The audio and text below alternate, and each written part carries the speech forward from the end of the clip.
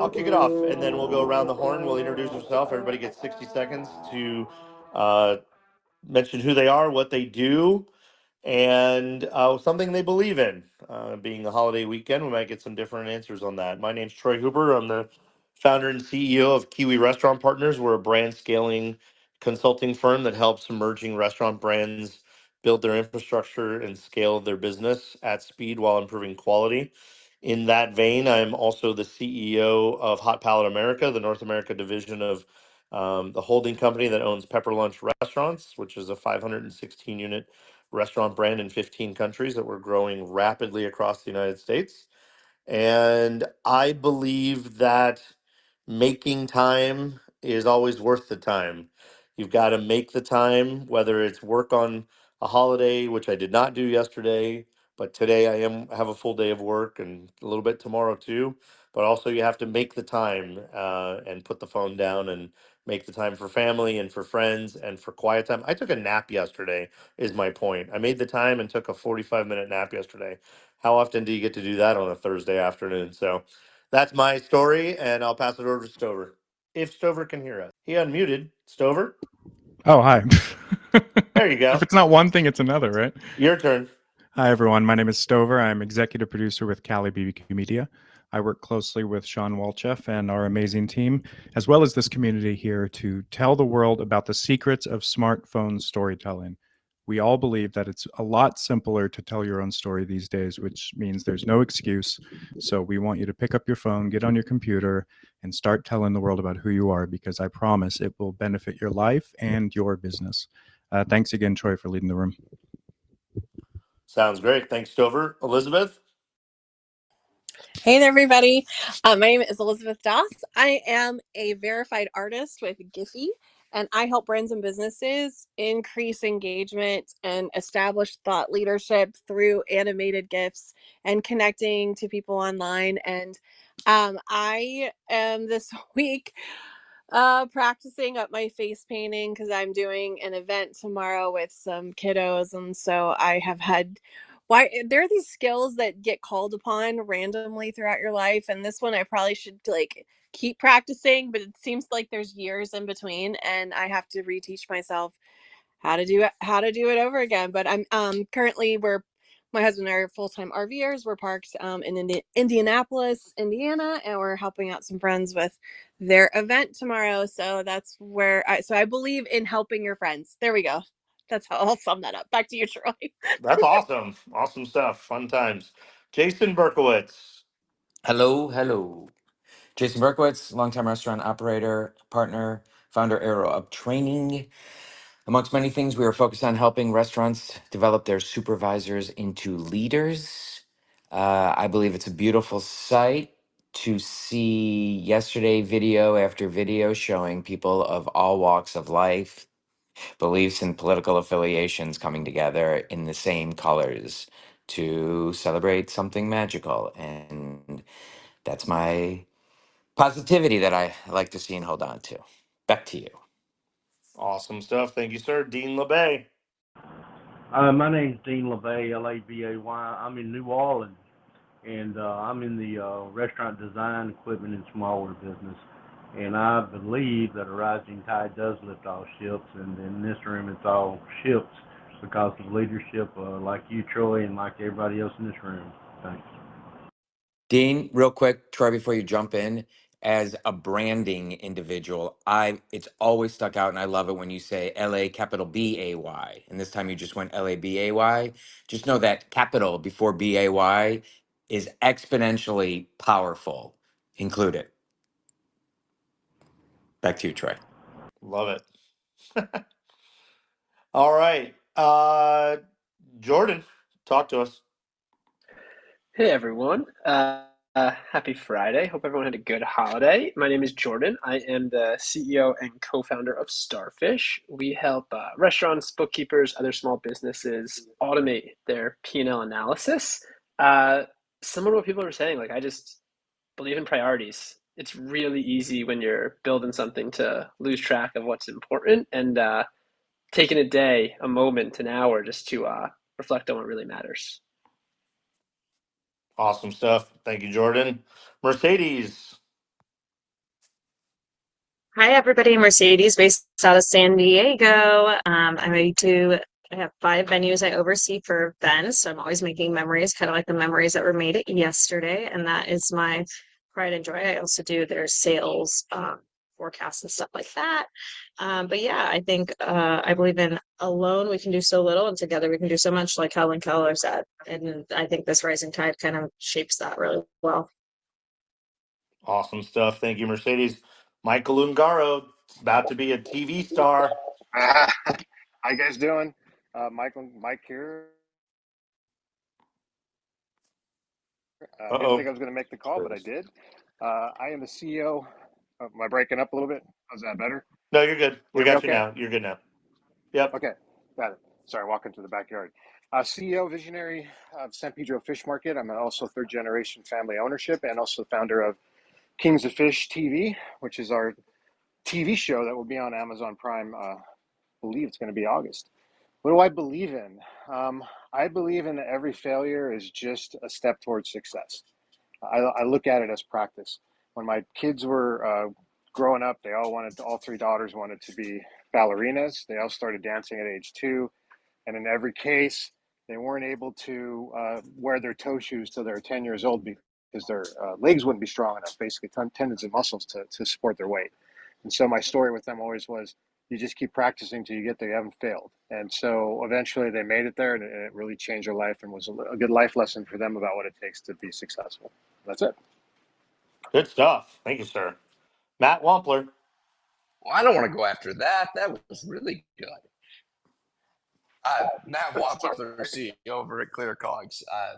And what I believe in is that we can use data to make better decisions and leveraging technology to do so. And that's what my passion and mission is.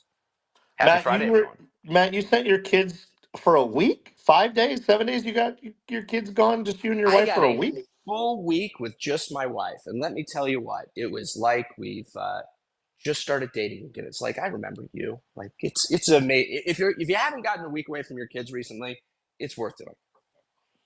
Wow. I didn't And you know did that a was staycation? possible, Troy. I didn't know you could do stuff like that.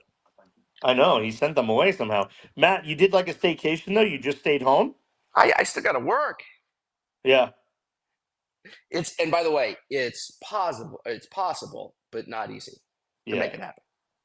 Well, if you'd seen Matt's Instagram photos, cowboy hat, bearded long hair, shirt buttoned down, a couple buttons open there, looking very studly there. I'm sure his wife enjoyed having a week without the kids as well. Fun We stuff, use the Matt. term in the barbecue industry, Troy. I've spent a lot of years in the barbecue industry. We use the term hunky. Hunky. Matt, you're very hunky. Now I know where your Instagram handle is from Stover. Barbecue Hunk. There we go. Michelle, welcome to the stage. Please tell us who you are, what you do, and what you believe in. Hi, everyone. What's happening to me, Michelle and Trey Hollis? I believe that tech is for the people, and enjoying right now helping restaurants to maximize their return on the investment of their technology. That's been really fun. And I'm here in El Paso, Texas. I believe in storytelling as well. Obviously, that's why we're all here, because we all love it. And I'm excited about my YouTube channel and telling the story of this beautiful region that I'm in, the borderland, which is El Paso, Texas, Juarez, Mexico, and New Mexico. It's just a beautiful space, and I want to get that story out there to the world. So happy to be here. Very cool. Thank you, Michelle. Helen, welcome. Hello. Helen Ralowitz Chapman. I'm out in Austin, Texas, and I head up strategic partnerships and enterprise sales for Marquee. And what I believe at the moment is we can all continue to learn. The more experiences life shares, the more people you meet, the more trips you take, all of it just sort of contributes to a more rounded knowledge so you can see different points of view. And so here's to more learning and expanding that process. Well, that is very thoughtful for a Friday after a holiday. Very, very deep. Great job. Love it. Thanks, Helen. Hey, and then a couple more folks did get on stage, so we'll keep the party rolling. Jason Brooks, tell us who you are, what you do, and what you believe in. Jason, bottom right there, hit that little microphone to unmute. All right. Can't, maybe it's not working. Hey, Jason, if you're on desktop, sometimes there's some issues. If you're on desktop, you can leave the room and come back, or you can try and jump on. There he Sorry is. about that. He found There it. we go. All right. So you know sometimes when I switch from cell phone from a laptop, don't ever let anyone tell Sean that, because Sean will be like, "What? You're still using a laptop to get on these calls?" But when I switch from my laptop to my cell phone, I have to figure that thing out. But Jason E. Brooks, founder and CEO of Hospiration here in Charlotte, North Carolina. And I believe that the more that we can understand managing, leading, and coaching and their differences, the better we can be in both our professional life and our personal life. And I say that because everything we do, even whenever we look at how we manage our business, how we lead our business, and how we coach our teams, and even at home, how we manage our household, how we lead others that are around us, and even how we coach our kids and friends through challenges that they have. That the more we understand the differences between the three, the better that we can all be. Very, very cool. Thank you, sir. Simon, talk to us. What's happening, y'all? Simon Zaturka. I am the founder of Culinary Mechanic and the Culinary Mechanic podcast. Gosh, just listen to everybody. It's amazing how much I resonate with so many things that everybody says. I'm like, oh, yes, yes, yes, yes, yes, that too. But I just want to wish everybody a happy Friday and happy 5th of July. And I guess I believe oh, there it is. I believe that the episode I have dropped this week with Jordan Silverman, who is in this room today, is probably one of my favorites. It was one of those things where there was just so many ideas popping off. So I would definitely encourage anybody who can check out the Culinary Mechanic podcast. You can find it on YouTube. You can find it wherever. Check it out because we had a lot of fun, and it was it was a great exchange of ideas. So. That's all I got. Back to you. Awesome. Thank you so much. And those of you down below, we see you. If you'd like to raise your hand, the only way we can get you on stage and hear your voice is if you proactively raise your own hand. We can't invite you on stage. So we'll get started. Topic for today, I think apropos, is traditions. So, I was thinking yesterday and today that my family has, a fair amount of traditions for different holidays, different events, different things in life. But we don't have a Fourth of July tradition. We went down to the shorefront at the Oxnard Marina, and they had kind of an event down there with a little parade and some food trucks and some kids bounce houses and things after, and kind of like a sort of an outdoor market. And we noticed that people were setting up tents and chairs and multiple barbecues. Everybody was claiming their spot at 9:30, 10, 10:30 in the morning. They were claiming their spot on the marina grass facing the right way, and they're going to be there for 10, 12 hours, because they're trying to get their spot for the fireworks. And we realize that we don't yet have a family Fourth of July tradition that's consistent. We've done a couple of things a couple of times depending on where we lived and what people were doing family wise, but that's one we don't have a tradition for. But I was wondering if in your, not only it could be your personal life, but it could be your business too. Is there any traditions you have around your business, your coworkers, your colleagues, your employees? Do you do anything as a business that is what you might consider a tradition? Not just Fourth of July, any time of the year. I'll give you an example. So mine that I came to mind was, Thanksgiving. Two things around Thanksgiving. I had a management company for a really long time, and everybody in our family basically is in hospitality in one way or another. And so, a variation of some of us would always need to be working on Thanksgiving Day, probably throwing a buffet for a membership club or a hotel or even a restaurant, having some kind of event. So, some of us or several of us were always working on Thanksgiving. So, we made Thanksgiving Friday. So, Thanksgiving always falls on that Thursday, and my mother-in-law always makes Thanksgiving dinner. And so we actually gave her a gift by saying, you know what? Can we not just do this on Friday so we're not rushing after busting our butt all morning or all day? Can we not just um, do this on Friday? And so we do Thanksgiving on Friday every year. Even though it's probably been 5 or 6 years since anybody has had to work on Thanksgiving, we've just kept it up. And it's kind of given our mother in law an extra day to sort of take it easy in regards to getting things prepped and getting the house clean and getting the food made and all that kind of thing. And I was thinking on a business side, because I worked on Thanksgiving, one of the things that we've always done is if we were throwing a Thanksgiving buffet at a member club, golf club, something like that, even at the hotels, and we would always make sure that when the event was over and the last guests were done, the entire team would go and serve themselves off the buffet. And we would go into like one of the dining rooms or one of the back rooms as a group. You know, you talk about 50, 60, 80 people in some cases, go sit, and we'd sit on the floor and sit on the tables and sit on chairs, and we would just sit around the room, and it's kind of that moment that the family could decompress together. We just busted our butt. We just served 800, 1,000, 1,200 people, whatever it was. But we could sit down at the end of that and sort of have this family Thanksgiving meal off the buffet together as a group. And then whatever food was left, everybody would grab to-go containers and they could take home. And some of us would take it home, some of us would take it to a homeless shelter, some of us would just take it to somebody on the street or give it to a neighbor that maybe was, alone and elderly, whatever. But we always made sure that the spirit of Thanksgiving was not just us serving others, but us serving ourselves and serving each other internally. So those are a couple thoughts about traditions that I'd like to use to start the conversation. So Stover, tell us about a tradition, family, business, any of the above.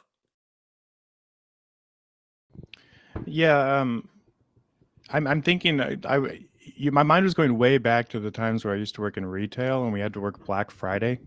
I used to work at Circuit City a long time ago. That was pretty much my first real job. Previously, I'd worked as a dishwasher like a lot of us had at my uncle's restaurant. But my first real job where I drove myself and it was a big deal was Circuit City. And there were these times that everyone said was going to be the worst day of the year, which is working Black Friday. And once Black Friday came around, I realized I was having fun.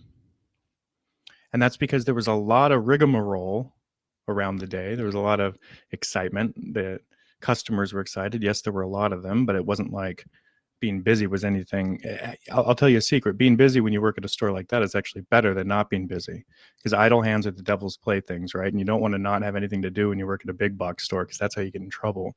So I really enjoyed talking to customers on those days. And most importantly, I enjoyed having the entire staff, that everyone at Circuit City, the hundreds of people that worked there, were pretty much there. So some of the people I liked, some of the people I didn't like, but it was just cool seeing the whole team doing everything all at once, as opposed to like a sparsely packed store. So I stayed there for a couple of years and I started to look forward to those big days when other people were complaining. And I really think it was the energy and the organization and the importance of the day that really got me going. So the lesson I think now is, what are those days that you can build into your yearly schedule where it's not Black Friday, but what's a special day where everyone goes all in? What's the event? What's the thing that gets the whole team excited, the whole team working, so that way it's something to unify everyone? So just what I was thinking. Awesome. Very cool. Elizabeth, talk to us about traditions. So I realized this a couple of years ago, and it just started cracking me up. But guys, my life is a Hallmark movie. Just need you to know this. It's specifically a Christmas Hallmark movie. Because my grandparents for 35, 40 years had a Christmas tree farm in West Virginia, just outside of Charleston, the capital. He had 13 acres, and my mom remembers him in the summer out there with his machetes, and she said it was almost like a dance. He would kind of walk around all the Christmas trees and begin to shape them, for so that when they grew, they weren't completely wonky. And he would get out there and just weave his way through and like spin around these trees with these really sharp machetes. And anyway, it was a part of her growing up was having this farm. We have pictures from like the 60s when they first were planting the trees and all the stuff. But my family moved away from West Virginia. We moved to West Palm Beach, Florida when I was like 3 or 4 years old. So I grew up with Christmases with palm trees and beaches and and Santa in shorts and sunglasses. So that was my life. But we would of course go back to visit, etc. But on one of these visits, I reconnected with who is now my husband. So little Elizabeth moved away to the big city in West Palm Beach, and she goes back to visit her grandparents' Christmas tree farm, and there falls in love with her husband and ends up. I grew up not in the hunting world, not in that world. And that was James and his family and all that stuff. So I was introduced to all of that. So part of one of our traditions is even to this day, my mom and I will still try to find a local Christmas tree farm and get one of the trees. But my grandfather, he worked at Union Carbide. He was a drafter for like architectural stuff for years and years. But he did this as a side hustle when people weren't necessarily doing side hustles, but they were able to use that money to donate to help people in need and all that stuff. So it's just a beautiful side story. But one of my favorite stories to tell about my grandfather and the farm is people would come and see the Christmas tree decorated in their front window in the living room beside the farm, and they came and they're like, "We want one of those." And he said, "Well, here's what you need to do. You need to get back in your car, drive down the road, and go to Kmart, because that's a fake tree." Because my grandmother didn't want a fake. I mean, she didn't want a real tree and deal with the needles and the watering and all this stuff. So that's how much he loved her. Is that they had a fake tree on a perfectly good Christmas tree farm. But yes, somebody told me you should write that story. I said, why would I write it? It's written in every Christmas Hallmark movie over and over again. Anyway, I will hand it back to you, Troy. Awesome. That's fun. Very cool. My wife is all about the Christmas. As a matter of fact, I saw a post, I think on TikTok. Somebody had taken a picture. There's already Halloween stuff at Costco. We gotta come up with some rules around these holidays, folks. Uh, Putting out Halloween before Fourth of July happens is a little excessive, and as that means Christmas is going to be out probably in August. So I don't know why we all need 5 months notice to buy our decorations, but anyhow, Jason Berkowitz, I can only imagine you have some traditions. Well, of course, but I'm going to kind of carry this over to built a tradition and then canceling a tradition and seeing where it's going to go from here. So, uh, Lars and he's coming from, I'm coming from a Jewish background, and he's coming from sorry, I'm moving to the back because the garbage trucks are out front, literally as I'm speaking. He's coming from I wouldn't say Christian Catholic background. And so we had talked about sort of blending these traditions, and what's funny is Christmas started to roll around. You talk about when can you start and when can you not start. I was like, you cannot, just please do not start playing Christmas music until after Thanksgiving. It was getting earlier and earlier, and it's going in November. And he totally understood. So what he does is, as November starts to creep in, he starts to bring out uh oldies music, and he'll play Nat King Cole and other different songs, not Christmas songs. And it's really kind of amazing. It's this like soft, gentle lead in where you're not actually listening to Dreaming of a White Christmas, but you're feeling the mood. So I thought that was a kind of fun blend. I had asked him, I said, I go since, oh my gosh, I came out to LA in 97 and went to my first Thanksgiving. I still go there. And I bring him to this every year. And it's grown from 4 of us to 100 people go to this house. I said, what's your tradition? And about 10 years ago when we moved in together, he said, I want a Christmas tree. We've been doing that. 5 years ago, he said, I want to host Christmas. 6 years ago, I said, great. We started hosting Christmas. My mom came in. His parents came in. My stepdad loved it because he got to be alone and didn't have to come in. And we've been running this great tradition. And last year, and he gets so stressed out before this, and last year he looked at me, he goes, "That is so sweet. Thank you for giving me the Christmas that I asked for. I don't want this Christmas anymore. We got to figure out a new tradition. I'm done hosting. It's stressful. I don't know what to do with the moms. What's going on?" So it's this blending of two traditions, two histories. We came together. We found ourselves in this moment. I knew I had to give Christmas to him. He took it. And now we're going to figure out what a new Christmas tradition is. And I'm kind of excited. And I said, if we book long enough in advance, Hawaii might not be too bad. So there you are with That the was traditions that can was going to be evolve. my suggestion, Jason. Is that great time to take a neutral vacation somewhere unrelated to the holiday, or you go to Germany and enjoy the Christmas markets, or enjoy the food or festivities somewhere else. Right? I think Yeah, that's a we did great idea. Germany over the summers. That's it. Just now we got back, so that's a warm one as opposed to the cold. But you're right, and so it's great to have a tradition and then be willing to mutually break that tradition to build a new one. That's what we're looking for this year. Very cool. Dean LeBay, talk to us about tradition. Troy, I think I'm gonna pass. I'm in a phase of my life where I'm working on new traditions, so I'm just gonna listen in. Thanks. Very cool. Awesome. Thanks, Dean. You're right. Dean moved from Texas to New Orleans. He's got to figure it out this year. What's what in the down low New Orleans? That's for sure. Awesome stuff. Allow Michael back on stage. All right. Let's see. Jordan. I'm gonna give a personal one and then a quick business one. I'll start with the business. So building a startup, we're trying to be as cash flow positive as possible, right? Really watch the pennies.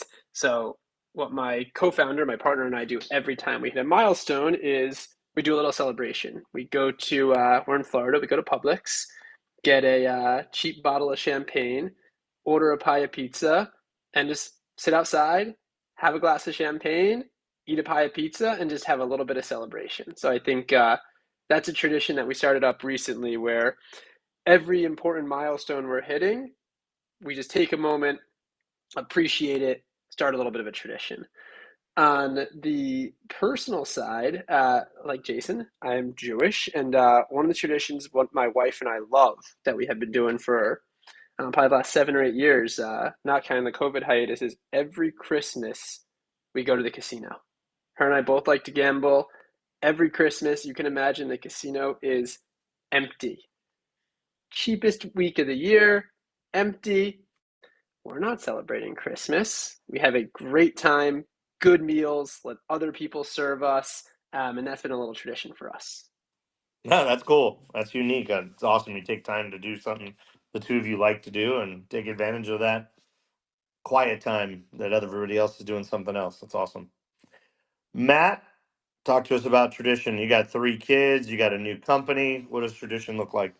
The one thing that's been consistent, and this is my own personal tradition, is every year I sit down on January 1st and write out, a recap of what happened in the year, and I set goals for next year. And it's a mixture of personal goals and business goals. And each year I go back and see how I did on those goals and literally look at like the last 15 years and what was going on in my life. And it's been just a personal tradition that has always meant a lot to me. That's very structured. Very cool. So you keep that in like one diary, one journal? And I haven't lost it. That's the thing that's even more surprising. Yeah, that's pretty cool. If you lost it, would it be like life altering? Maybe you should digitize it.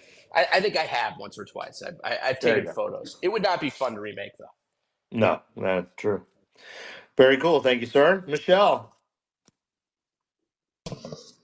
I'm kind of where Dean's at right now, as far as creating new traditions and building a foundation. So I'm just enjoying hearing everybody else's traditions at this time. Sounds great. Helen. Hey everyone. So traditions are really interesting for me because growing up, my family did not really have them. Adore my mother organization and traditions and like repeating the same thing year after year was not her thing.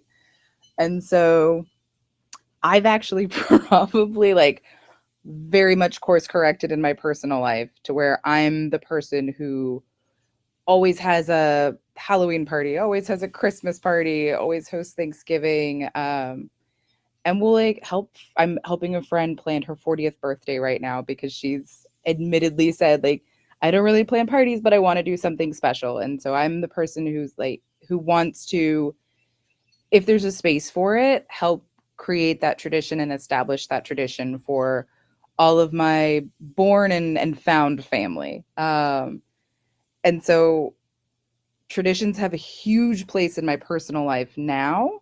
But there's not really any like specifically work traditions that come to mind. I'm actually still friends with a group of women that I worked with probably 12, 15 years ago at this point, and we are all now great personal friends, and we meet up every year for like a Christmas get together, and we'll do, you know, now quarterly happy hours since a lot of folks have kids and busy schedules. But that's probably the closest to a work tradition. Still pulling it into the social side, still enjoying that personal connection offline, because I think, you know, wherever you can make room for that can really, it enriches my life, but it can also really touch the lives of some other people. So that's my take on traditions.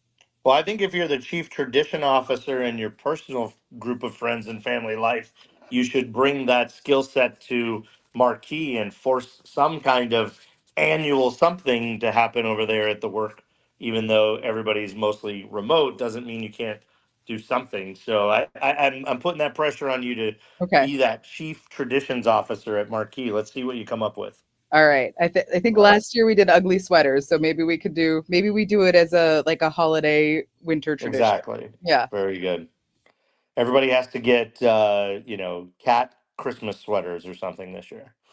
All right. Kittens. Okay, everybody loves kittens. All right, Jason, talk to us about traditions, work, life, personal life, etc.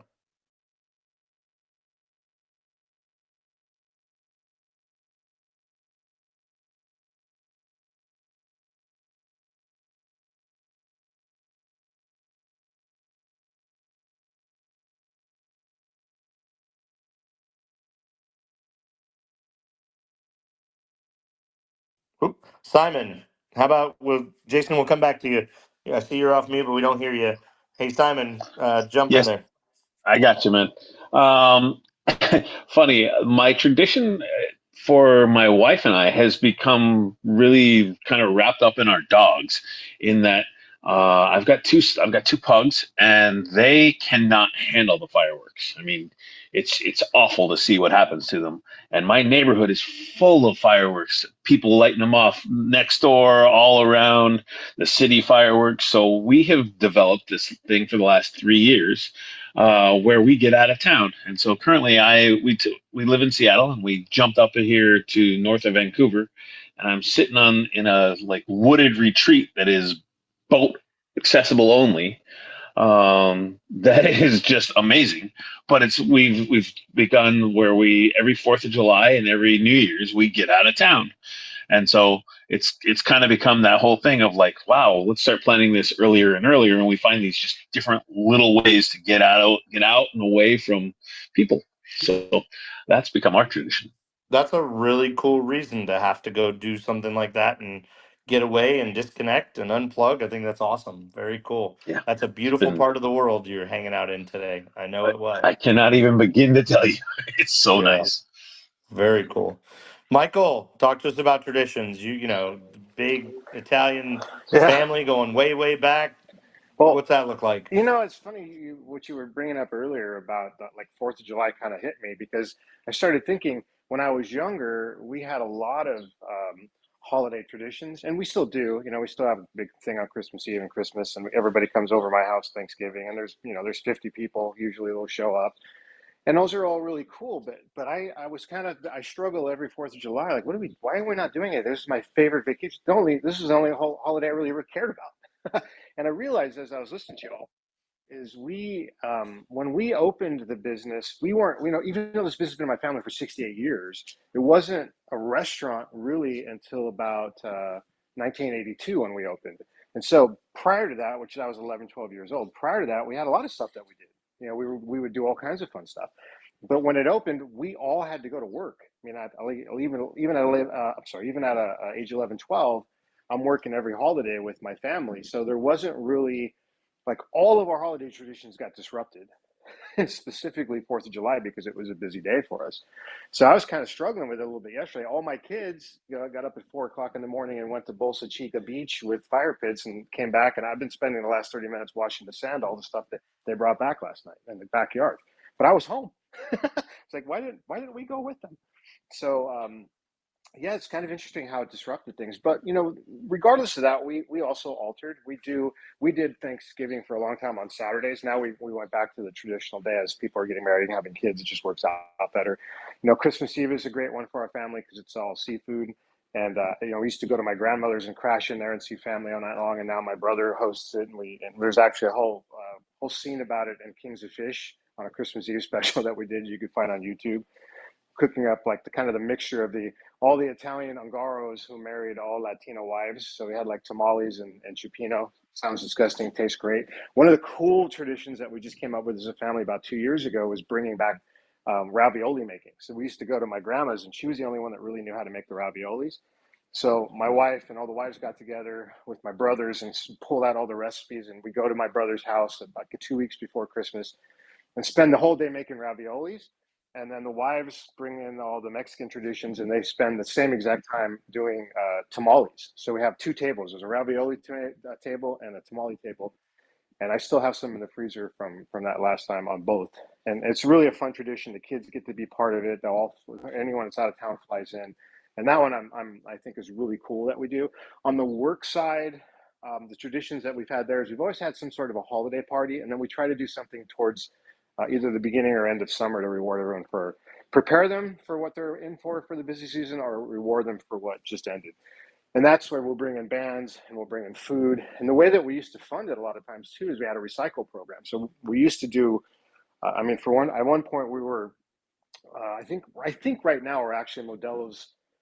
I think we sell more Modelo than Angel Stadium, or at least we did before the move into our temporary spot. So what we would do is we were selling so much beer, and we had so much glass to recycle and aluminum to recycle, that we would do that. We would recycle it all, and then we'd have $20,000 or $30,000 to throw like a big party with live bands and a bunch of music, and sort of reward everybody for the hard work a couple of times a year. So those are some of the ones that we've done that I think, you know, I mean, they're like right there in my heart, but I also think that they're pretty close to people that have worked for us for a long time, because it helps us show their appreciation for everything they've done for us. That's That's it. awesome. Yeah, very cool. Good stories. All right, Thanks. Mercedes, traditions. I am praying right now LinkedIn doesn't kick me out for the third time.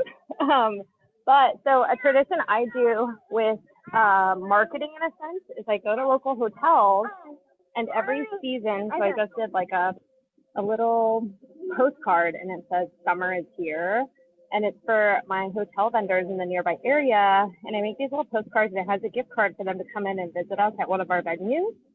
And that's like become my little tradition for visiting them, because I felt like it's like unique in a sense of like they remember it. And it also says thank you for being a local hotel nearby. We love greeting your guests in every year. So I've kind of done that tradition. I also have a tradition with my local events, like the events we host. And so if somebody has a birthday, I make a little birthday card for them that is branded, and people, their guests, sign it. And then at the end of it, I give it to them. So that's always fun too, to build that into our event sector. Yeah, that's cool. Very cool. Well, good. We're going to go around the horn. We'll get off this show a little early today. I've got an 11 o'clock important call, but we usually do tip takeaway homework assignment. My homework assignment is going to figure out what our end of the summer party is. Michael, I think you kind of made me think about this. For many, many years, I've always said to myself, man, if I could just like rent a bus and pay a company to do a beach setup and have a barbecue on the beach, I'd love to get all the employees together. Now I have 9 of us at Hot Pallet HQ, and by next summer we'll have a whole corporate store team because we'll be building a corporate store and opening in the first quarter of next year. But in the meantime, I do have 9 of us, and we are going to go play pickleball in a couple weeks, and we're going to do some random fun things. But I think I'd like to start some kind of tradition. And I love the beach. I grew up. My stepmom worked for a hospital, and they had an annual beach party every year, where they went all out and catered it and the whole thing. And I think I want to do something like that. I want to do a beach setup day with grilling and have everybody bring all their families out and just kind of have a company beach day. So I'm there. that's my homework. I'm there. Just let me know when. And Michael's there. Very cool. All right, tip, takeaway, homework assignment. Let's go around the horn and wrap it up. Stover. Always a slight delay with Stover finding his phone, getting the kids to be quiet. We'll come back to you, Stover. Elizabeth. Yeah, I am going to take Jason's advice on several levels. One, to give myself permission to retire some traditions, but also checking in with my husband and with my family members to see if it's time to change some of the traditions, just to see if they're getting exhausted with it, et cetera. Anyway, I really appreciated that. Over to you, Troy. Yeah, that's really cool. I think it's a cool idea. Jason, tip, takeaway, homework assignment. Okay, I'll make this quick, and I hope this doesn't sound ostentatious or ridiculous because it's a tight crew.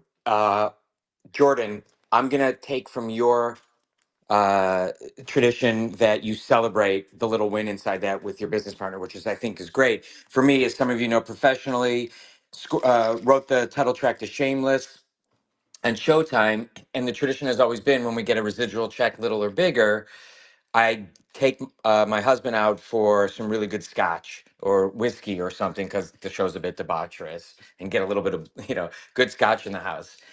And we've gone on big trips and big spendings and stuff like that. And literally, as the call came through that we started this, I got a little bit of a residual check just right then and there. And I'm thinking, good, I could pay off this side that we were spending money on. And Jordan, you spoke, and I was like, no, like, we're fine. We're doing okay.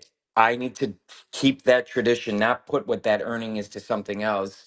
I've got to keep that tradition going and take my man out for some good friggin' scotch tonight and follow that along. So thank you for that, Jordan. That's what I'm doing again. Hopefully that came off the I right love way. that. I love that, Jason. That's awesome. Thank you. Awesome. Fun stuff. Dean LeBay, any tip, takeaway, or homework assignment from listening in today? Yeah, coming from the city of hospitality and traditions, I'm having to learn a lot of things. But I think just from listening today, I think what I'm going to work on is help promoting the tradition of the NRA show at 4:30. I think I'm going to see what we can do and how we can exponentially grow our group, because this is a great group, guys. And the only way we get to keep this group is by giving it away to others. So I think that's what I'm going to do. That's going to be one of my goals, is to help promote the NRA show next year, 4:30 at the Sign, with the Rising Tide community. Thanks. All right, Dean. Well, we need to mature that thought and say that we need to find some corporate sponsors for our 4:30 get-togethers, and whether they have a little sidebar, we go to a private room, we go into somebody's booth that hosts us at their little booth bar. I think we need a 4:30 Rising Tide get-together corporate sponsor. Well, I think we can work on that, and I've got several people I can think of right off the top of my head. We'll get together on that. Thanks, Troy. Very cool. Very cool. Let's see. Jordan, tip, takeaway, homework assignment. My homework is I have a young daughter, almost 2. I think for those of you that have kids know that the first year there is no such thing as traditions. It's just get through it, right? But now that she's a little bit older and it's more fun, I need to start forming new traditions with her and my wife as a family. So I think that's my homework, is just build new traditions as a group. Very cool. Matt? I've loved this conversation. I haven't thought about it in a long time.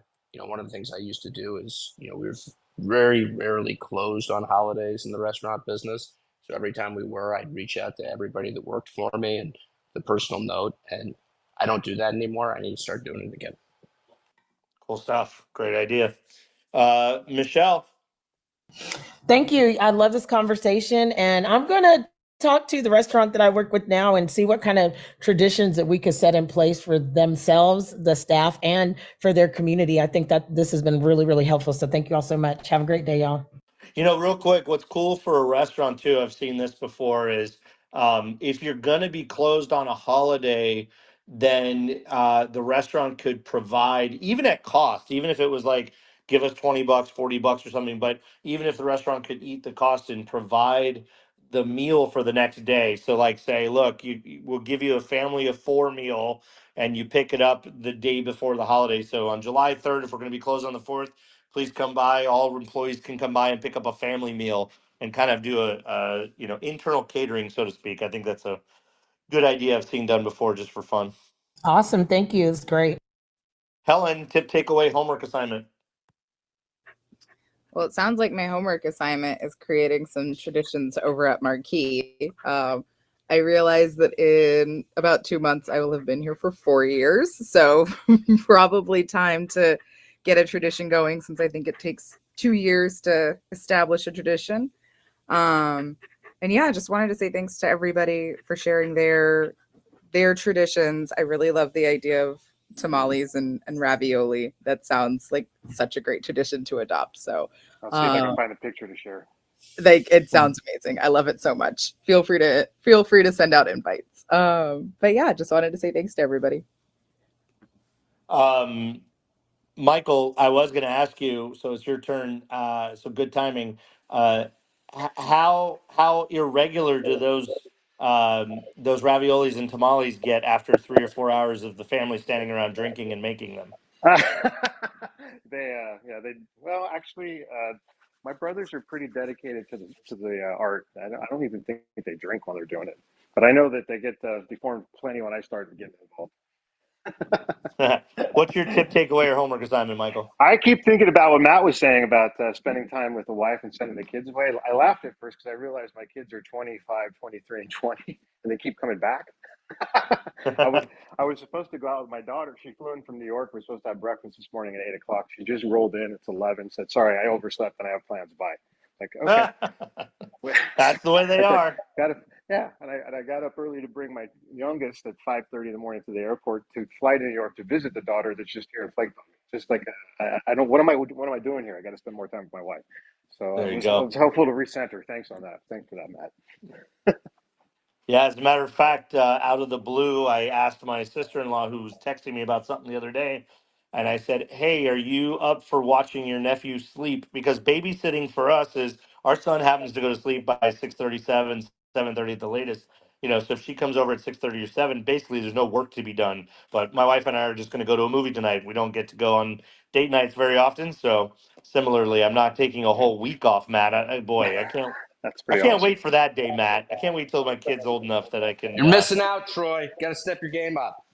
Yeah, get on a plane and take her to Fiji, and that's a one way to get. Okay. All right, guys. Well, wrap up a few minutes early. I hope everybody had a great and safe and happy 4th.